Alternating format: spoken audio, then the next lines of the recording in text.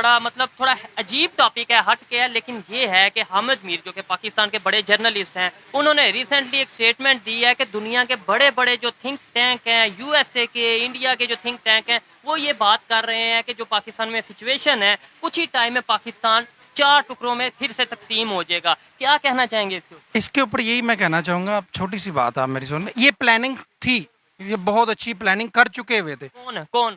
जिन्होंने जो कह रहे हैं, ठीक हो गया। अच्छा, हामिद मीर कह, अच्छा न थिंक टैंक्स जो कह रहे हैं। जो कह रहे हैं ना, वो प्लानिंग कर चुके हुए थे कि इनको 4 टुकड़ों में तकसीम कर देता। भारत के कब से कह रहा है, ठीक है। समझ रहे हैं ना आप? तो वो खाता जो है ना वो क्लोज हो चुका हुआ, अब कुछ भी नहीं हो सकता, हो जाना था। ठीक है। ये अब की मैं बात बता रहा हूँ, ये मैंने रिसेंटली अभी भी एक थोड़ी देर पहले मैं एक न्यूज़ सुन रहा था, उसमें भी एक नजूमी, एक समझ लेकिन नजूमियात के हवाले से वो बता रहा था कि ये था तासुर, अब नहीं है। अब कैसे नहीं है? ठीक है, वैसे तो एज ए पाकिस्तानी मैं भी ये चाहूंगा कि पाकिस्तान टूटने की बजाय जुड़े, पाकिस्तान में यूनिटी आए, लेकिन इस टाइम बलूचिस्तान में आपको पता है क्या आवाज़ें उठ रही हैं। आपको इसके अलावा अगर आज़ाद कश्मीर की बात करें, वहाँ पे क्या आवाज़ें उठ रही हैं, गिलगित बल्तिस्तान में क्या आवाज़ें उठ रही हैं, सिंध में जो है वो सेपरेशन मूवमेंट स्टार्ट हुई है। यार ये जो चीज़ें आप बता रहे हो ना, ये पढ़ी लिखी बातें हैं, ये लोगों को पता है, ये होनी थी। ये जो सिचुएशन है ना, इस टाइम के ऊपर कोई भी होगा ना, वो बाहर से भी बैठा होगा, आप भी सोचोगे यार हो सकता है लोड लैदा हो जाए, हो सकता है पंजाब लैदा हो जाए, सिंध लैदा हो जाए, बट वो ऐसा सिचुएशन क्रिएट की जा रही थी वो, और उसी तहत पे ऊपर ये एक जाहिर सी बात है, कोई भी काम करना होता है उस पर पूरी थ्योरी होती है, तो वो थ्योरी चल रही थी, अब वो थ्योरी क्लोज हो चुकी है, क्योंकि इसका जो हमारा पाकिस्तान बना था ना, ला इलाहा इल्लल्लाह मोहम्मद रसूलुल्लाह, ये कलमे पे बना हुआ है, तो ये कोई भी इसको अलहदा नहीं तोड़ नहीं सकता, ना टुकड़ों में तकसीम कर सकता है। ठीक हो गया, अच्छी बात की आपने, लेकिन 1947 में पाकिस्तान बना कलमे के नाम पे, 1971 में पाकिस्तान के 2 टुकड़े हो गए, बांग्लादेश अलहदा हो गया, तब भी तो कलमे के नाम पे ही वो था सर कलमा मौजूद। वो हमने खुद किए हैं, वो कोई आम कोई ताकत आगे कर नहीं तो सकती। अभी भी जो ये लोग स्टेटमेंट दे रहे हैं, वो कौन सा कह रहे हैं कि हमने पाकिस्तान के यार अब टुकड़े होने के लिए कुछ लहदा रह नहीं ना गया, वो जजीरा टाइप था, वो दूर था, वो पाकिस्तान से बिल्कुल लहदा था, इसलिए उन्होंने वो लहदा कर दिया कि यार एक चीज़ खत्ते में है ना, उसको संभालना भी आसान है और उसको कैरी करना भी आसान है, तो वो आधी फौज उधर हो आधी फौज उधर हो, तो हमारे जो जो हैं हमारे स्टेट है, एंटी स्टेट है, उन्होंने यही सोचा कि यार इसको लहदा कर लिया जाए।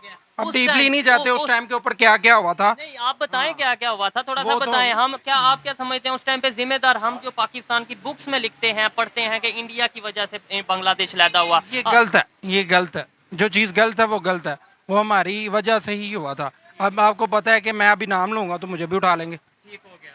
ठीक है। आप मोहम्मद अली जिन्ना से ले लें और बेनज़ीर तक, कौन मारने वाला है यार, इनका पता क्यों नहीं चलता जो मार के जाता है। हमारी आईएसआई एजेंसी जो है पूरे वर्ल्ड में मानी जाती है, तो वो कहाँ एजेंसी है, तो इनको सब पता है ये, क्योंकि ये एजेंसियों का ही काम होते हैं अगर सर। अल्लाह ना करे पाकिस्तान का कोई इस तरह की सिचुएशन बनती है, तो फिर हम जिम्मेदार अपने आप को ठहराएंगे? अल्लाह ना करे अगर ऐसा होता है यार तो। हो नहीं ना सकता, ये कर नहीं सकता, ये हो ही नहीं सकता। उसकी रीज़न ये है कि जिनके हाथ में इस टाइम डोरियां है ना, उनको पता है हमने खाना कहाँ से, जजीरे कहाँ से बनाने हैं, यही लैदा हो जाएगा तो भाई एड कहाँ से आएगी। तो लोग जब उठने लगे हैं, लोग प्रोटेस्ट करने लगे हैं गिलगित तो यार बल्तिस्तान में, कुछ सिंध भी नहीं होना, बलूचिस्तान में। कुछ भी नहीं होना, कुछ भी नहीं होना, 2-3 को मारेंगे, 4-5 वैसे बैठ जाते हैं। अभी इमरान खान को ले लो, 2-3 को मारा है, मार के और कान पट्टी पे बंदूक रख के पार्टी चढ़वाई जा रही है। हमारी तकरीबन आबादी है 24-25 करोड़ की, इंडिया की आबादी है 1 अरब 40 करोड़ 45 करोड़ के राउंड बाउट है। ठीक है, हम भी यहाँ से कभी खालिस्तान की बात करते हैं, कभी किसी की बात सुनते हैं कि ये मूवमेंट चल रही है, वो आज तक वहाँ पे इतनी बड़ी आबादी को उन्होंने कैसे मैनेज किया हुआ है? हमारे से 24-25 करोड़ 23-24 करोड़ की आबादी मैनेज क्यों नहीं हो रही? उनका सियासतदान कहलाया जाता है। ठीक है, पॉलिटिशियन जो उनपे हैं। पॉलिटिशियन जो है ना, उनके पॉलिटिशियन कहलाए जाते हैं। हमारे तो जो पॉलिटिशियन है वो तो कहते हैं जी ये तो बैसाखियों पे आए हुए हैं, कभी भी उतर सकते हैं, इसको तो फलाना लेके आने वाला है, इसको तो वो ढींगरा लेके आने वाला है, तो उसकी क्या औकात होगी। तो बेसिकली मैं उसी की बात कर रहा हूँ कि अगर होना होता ना तो ये कब का कर देना था उन्होंने, जिन्होंने करना है ना ये काम, उन्होंने कब का कर देना था। अब वो इतने तो है नहीं कि यार एक रोटियां लगी हुई हैं हमारी और उन रोटियों को हम तोड़ना छोड़ दें। जिसकी आप बात कर रहे हैं, जिनकी आप बात कर रहे हैं, वो अगर नहीं भी चाहेंगे, पब्लिक में से अगर आवाज उठने लगेगी कि भाई तो हमें यार अगर पब्लिक की तो औकात ही कोई नहीं रहेगी भाई। पाकिस्तान में क्या औकात है भाई, ये मैं सारा दिन बैठा हूँ, लाखों रुपया इन्वेस्ट किया हुआ है मेरा, 30 से 35 लाख रुपया अभी तक मैं नुकसान कर चुका हूँ। कोई 12-14 लाख रुपया मेरे पे कर्जा है, तो क्या कर लिया हमने। यानी आपने 30-35 लाख का इन्वेस्टमेंट की, बिजनेस स्टार्ट किया, लाख रुपया दिन का जो सा वो इस तरीके से आप वो इन्वेस्ट कर रहे हैं, और लेकिन आपको इनकम नहीं आ रही। भाई 1500 रुपए की सेल है, मेरे 4 बच्चे हैं घर में, वो आटा 150 रुपए केजी आटा है भाई, 600-700 रुपए किलो गेहूँ है, 300 रुपए किलो 300 रुपए लीटर है पेट्रोल है, तो किस तरह मैनेज करेंगे। आने जाने में तो 300 का पेट्रोल गया। कहते हैं कोई भी कंट्री अगर वो डेवलपमेंट की तरफ जाता है, अगर वो बेहतरी की तरफ जाता है, तो सबसे पहली शर्त यह है कि उसमें एजुकेशन सिस्टम बेहतर हो। सबसे पहली शर्त यह है कि वहाँ पे जो तालीम का निज़ाम है, वहाँ पे अवेयरनेस का जो सिस्टम है वो बेहतर हो। आपको लगता है पाकिस्तान में एजुकेशन का सिस्टम बेहतर है? जो बंदा करना चाह रहा था उनको तो इन्होंने उतार दिया। अभी एजुकेशन का सिस्टम बेहतर है? एजुकेशन ओ यार कहाँ है भाई। भाई हमारे दौर के अंदर 3 बुकें होती थी, अल्हम्दुलिल्लाह मैं अभी भी मैं 3 क्लासें पढ़ा हूँ, तो मेरी ये आपको वे ऑफ टॉक से नहीं लग रहा होगा मैं 3 क्लासें पढ़ा हूँ। वो 3 किताबें होती थी, 3 बुक्स होती थी और 3 कापी होती थी, मैथ इंग्लिश उर्दू। अब भी स्कूलों के अंदर 15-15 कापियाँ हैं, वो होमवर्क करने की बुक्स हैं, तो वो मुझे नहीं लगता बच्चा बाहर आता तो वो ABC भूला होता। हमारा जो तालीम का जो सिस्टम है ना, क्योंकि इनके ऊपर तो कोई पूछने वाला ही नहीं है ना, वो आप कहीं अपने गवर्नमेंट में स्कूल में चले जाएं और उधर भी कोई पूछने वाला नहीं है। तो ये एग्जाम्पल देने लगा हूँ, छोटी सी बात, मैं बात काट रहा हूँ बीच में, इस बात के ऊपर दोबारा आता हूँ। एग्जाम्पल देता हूँ, एक बंदा जो आपका हुक्मरान है वो अनपढ़ है, अगर वो चाहेगा, एक घर का फर्ज है, एग्जाम्पल है, जो खा रहा है वो कभी भी नहीं चाहेगा कि यार मैं कल दा बाल है मेरे नाल आके खड़ो जाए। एजुकेशन दी जाए। मैं बिल्कुल आपकी बात समझ रहा हूँ कि मतलब हमारे शायद लीडर ही नहीं चाहते भाई मैं गांव चला जाता हूँ ना, MPA के घर में जाऊंगा ना, तो वो बेचारे वो गांव वाले ऐसे बैठे होते दरवाजे के पास, ठीक है, कि यार साहब नू मिलना है, यानी कि जो कुछ करना है इन्होंने ही करना है, इन्होंने करना है, साहब नू मिलना है। और यार तुम लोग भी साहब बन सकते हो, वो बनाना ही नहीं चाहता। हमारे देहाती इलाकों में भी इतनी एजुकेशन है ही नहीं, पढ़ने का निज़ाम ही नहीं है, पढ़ाने का निज़ाम ही नहीं है। अगर है जहाँ पे वो इतना कॉस्टली है, आम बंदा अफोर्ड ही नहीं कर सकता। नहीं कर सकता। इस महंगाई के दौर में चेंज कैसे आएगा, बेहतरी कैसे आएगी, ये पाकिस्तान को बेहतर डगर पे, बेहतर लाइन पे, बेहतर डायरेक्शन पे कैसे लेके जा सकते हैं? यार सबसे पहले कानून की बालादस्ती, ठीक है, लॉ का इम्प्लीमेंटेशन होनी लॉ होना चाहिए और हर बंदे के लिए होना चाहिए। चाहिए। ठीक है, जितना भी बड़ा, जितने भी बड़े ओहदे पे है, 18 ग्रेड का है, 22 ग्रेड का है, उसके लिए भी लॉ ही होना चाहिए। आप समझ रहे हैं, बिल्कुल ऐसे ही इक्वालिटी होनी चाहिए। हर बंदे के लिए लॉ। वजीर आजम के लिए भी वही लॉ। यहाँ पे उसकी पंजाब में हुकूमत है, वो अपनी FIR नहीं कटा सकता, तो वो उसको तो इंसाफ नहीं मिल रहा, उसकी वो FIR नहीं कटा सकता, दुनिया की तो जो- मैं किस तरह FIR कटा मैं और दूंगा आप भाई? क्या चीज़ है, दुनिया की जो कंट्रीज डेवलपमेंट की तरफ गई हैं, मैं चाहता हूँ पाकिस्तान की पब्लिक की राय ली जाए, ओपिनियन ली जाए कि जो भी कंट्री, अगर चाइना की बात करें, अगर इंडिया अगर डेवलपमेंट की तरफ जा रहा है, वो किस बेस पे जा रहा है। बेसिक मैं आपको एक छोटी सी बात बता देता हूँ। चाइना की आपने बात की, चाइना के अंदर जो करप्ट पॉलिटिशियंस है ना, उन्होंने गोलियां मारी थी, उनको सर पे गोलियां मारी और पैसे भी उनसे घर से लिए कि ये पैसे जो गोली जाया हुई ना गवर्नमेंट की, इनके घर से लें पैसे। तुम्हारे पॉलिटिशियन करप्ट हो गए, वो चोरियां करके बाहर फ्लैट बना लेते हैं। वो उसी पे बात आ जाती है कि जो बंदे को गोली बजेगी उसको समझ आ जाएगी यार इसका ये असर हुआ है, मैं ये हरकत ही ना करूं। अब सऊदिया में चले जाएं, हाथ काट दिए जाते हैं चोरी करने पे। वही कानून है हमारा, वही इस्लाम है। इस्लाम की बुनियाद के ऊपर भी पाकिस्तान बना था। मैं जिससे भी इंटरव्यू करता हूँ यही कहता है कि इस्लामिक सिस्टम आएगा तो ही पाकिस्तान में बेहतरी आएगी, पाकिस्तान इस्लाम की बुनियाद पे बना है। हम हर लफ्ज़ में अल्हम्दुलिल्लाह, माशाल्लाह, इंशाल्लाह, पाकिस्तान इस्लाम ये चीज़ लाते हैं, प्रैक्टिकली कहाँ पे नजर आता है? और इस्लाम को हम नाफज क्यों नहीं, इम्प्लीमेंट क्यों नहीं करते, शरी निज़ाम क्यों नहीं लाते? मुझे ये बताओ कि हमारी अदालतों में इतने इतने ज्यादा केसेस लटके हुए हैं। हाँ। बाहर की अदालतों 24 घंटे में केस सुनवाई खत्म। नहीं, मेरा सवाल जो था उसका जवाब दें कि हर बंदा हर बात में ये कहता है इंशाल्लाह पाकिस्तान में मुसलमान है, पाकिस्तान इस्लाम के नाम पे बना है, माशाल्लाह, अल्हम्दुलिल्लाह। ये चीजें यार देखो मेरी बात सुनो, जब हम ये रोटी कपड़े मकान से बाहर निकल आएंगे ना, ठीक है, सोच अपनी बड़ी करें। सोच हमारी बनी कर यार, अभी भी तो नहीं ना खा रहे, तो निकलो बाहर यार, इनको खत्म करो करप्ट रोले को, जो भी ये इसके आरे आता है ना इस कानून के, उसको खत्म कर दो। अगर आप चाहते हो कि मेरी 7 पुश्तें जो हैं वो सुकून से रहें, मैं तो चलो मर गया, मेरी पता नहीं है 10 साल है, 2 साल है, 3 साल है, 35 साल मेरी एज हो गई है, तो मेरी जो पीछे आने वाली नस्ल है वो तो कम से कम सुकून से गुजारे।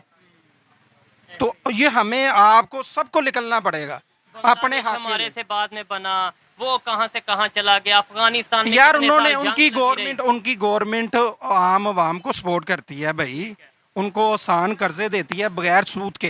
हम तो खुद सूद पे चल रहे हैं, हम तो IMF से सूद पे पैसा लेते हैं। सूद हराम है इस्लाम में, आपको पता है ना इस तो बात का? भाई वही तो मैं कह रहा हूँ ना, मतलब पाकिस्तान हराम के पैसों पे देखे, बात थोड़ी सी कड़वी है लेकिन बात आप क्या इसे agree- डेफिनेट है यार, हकीकत है। क्या? क्यों वो कह रहा था कि मैंने IMF के प्रोग्राम में नहीं जाना, कहा था ना उसने, इसी वजह से कहा था कि यार वो है ही हराम है। पर गया था, कहता यार अब सिचुएशन ऐसी है कि मुझे उसके बगैर गुजारा नहीं है, तो डिफॉल्ट हो जाए। फिर हराम खा लिया, बड़ी अफसोस वाली बात है। अब बात ये है कि एग्जाम्पल है कि उसको ना चारों तरफ थे ना घेर लिया गया हुआ है। ठीक है, एक बंदे को चारों तरफ उन्होंने यार उत्ते भी मौत, थले भी मौत। ठीक है। तो मैं तो रहेगा कि यार मैं वहां पब्लिक की बेहतरी के लिए, पब्लिक के बेहतरी के लिए कुछ ना कुछ। पब्लिक की बेहतरी फिर भी नहीं हुई। पाकिस्तान फिर भी जो सा इस टाइम बहुत बुरी कंडीशन में है, डॉलर का रेट क्या है वो सबके सामने है। ये चीजें देख के दुख होता है हर पाकिस्तानी को, जो पाकिस्तान के लिए दर्द रखता है, दिल रखता है, उसे दुख होता है। लेकिन चेंज भी हम ही लाएंगे, अगर हम पाकिस्तान की पब्लिक में अवेयरनेस नहीं लाएंगे तो शायद चेंज नहीं आएगा। एग्री करते हैं इस बात से? यार ये हकीकत बात है यार, हमारे दौर में अभी इस जो दौर चल रहा है, जहालियत का दौर चल रहा है। पाकिस्तान में या ओवरऑल? जहालियत है इधर यार। जो बंदा सही बात कर रहा है वो कहता है तो पागल है, ये गद्दार है, ये कहते हैं ये गद्दार। ये गद्दार। अब मैंने एक छोटी सी बात बताई है कि भुट्टो से लेके आप लियाकत अली खान को किसने मारा, उसकी गोली किसने मारी, बताएं मुझे।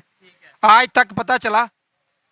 बाद में जर्नैल वो जो मैं बात कर रहा हूँ भुट्टो को मारा फांसी, वो जजों ने माफिया क्यों मांगी थी कि जी हमें कानपट्टी पर रख के।